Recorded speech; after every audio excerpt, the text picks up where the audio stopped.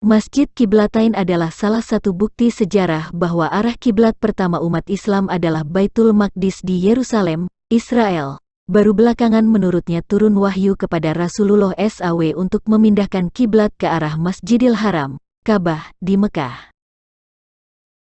Perintah perubahan arah kiblat itu terjadi pada tahun kedua Hijriyah, waktu duhur di Masjid Bani Salamah ini.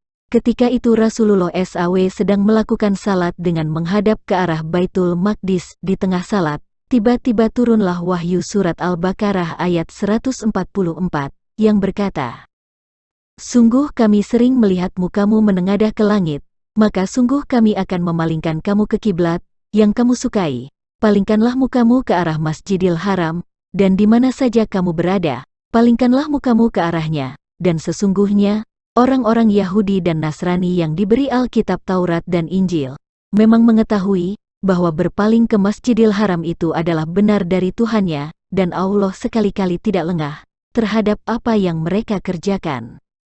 Tetapi dalam surat Al-Baqarah ayat 144 itu tidak menyebut perubahan arah kiblat dari Al-Aqsa, tetapi dari kebiasaan menengadah ke langit. Beberapa pendapat tentang perubahan arah kiblat. Awalnya, sebagaimana diriwayatkan dalam Sahih Bukhari, Rasulullah SAW menghadap ke Al-Quds ketika melaksanakan salat semasa di Madinah. Melaksanakan salat dengan menghadap ke Al-Quds itu berlangsung selama lebih kurang 16-17 bulan, sebelum datang perintah untuk memalingkan arah kiblat ke Ka'bah, Masjidil Haram.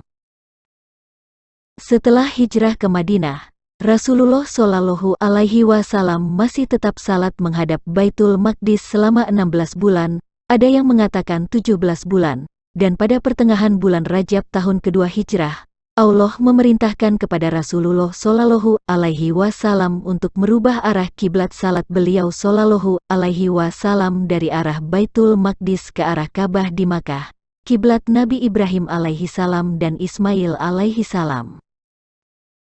Semua ulama memberikan keterangan yang sama jika perubahan arah kiblat dari Yerusalem ke Makkah terjadi pada tahun 2 Hijriyah, sedangkan ketika itu Ka'bah yang disebut Masjidil Haram masih lengkap dengan patung berhalanya dan masih sebagai tempat ritual penyembahan berhala.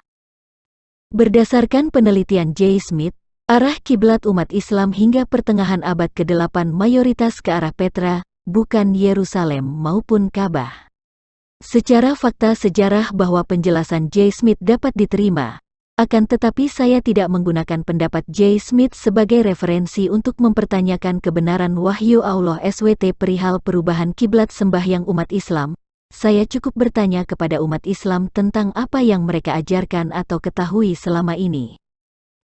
Perubahan kiblat pada tahun kedua Hijriyah juga menimbulkan pertanyaan. Sudah ada 12 tahun Muhammad menerima wahyu Allahnya di Mekah dan bahkan dia sudah diperjalankan Tuhannya untuk melakukan Isra Miraj dari Masjidil Haram ke Masjidil Aqsa antara tahun 620 sampai 622 Masehi. Mengapa Muhammad lupa jika rumah Tuhannya adalah Ka'bah? Apakah Muhammad sudah pikun sehingga ia salat dan mendirikan masjid yang berkiblat ke Yerusalem? Pada Quran Surah An-Naml ayat 91 sangat jelas ayatnya yang memerintahkan untuk menyembah Tuhan negeri Mekah, dan pada Quran Surah Al-Quraisy ayat 3 juga memerintahkan hal yang sama. Aku Muhammad hanya diperintahkan menyembah Tuhan negeri ini, Mekah, yang dia telah menjadikan suci padanya dan segala sesuatu adalah miliknya, dan aku diperintahkan agar aku termasuk orang Muslim. Quran Surat An-Naml ayat 91. Maka hendaklah mereka menyembah Tuhan pemilik rumah ini, Ka'bah. Quran Surah Al-Quraisy ayat 3. Mengapa Muhammad lupa di mana rumah Tuhannya yang telah memberikan wahyu kepadanya? Apakah Muhammad yang lupa atau Al-Quran yang sudah berubah?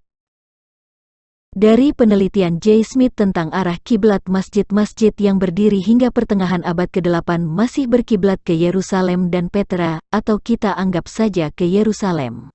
Kuat dugaan jika Al-Quran yang ada saat ini adalah hasil editan dan masuknya wahyu-wahyu siluman dari penguasa Arab setelah Muhammad meninggal. Silahkan direnungkan dan tunggu video saya berikutnya.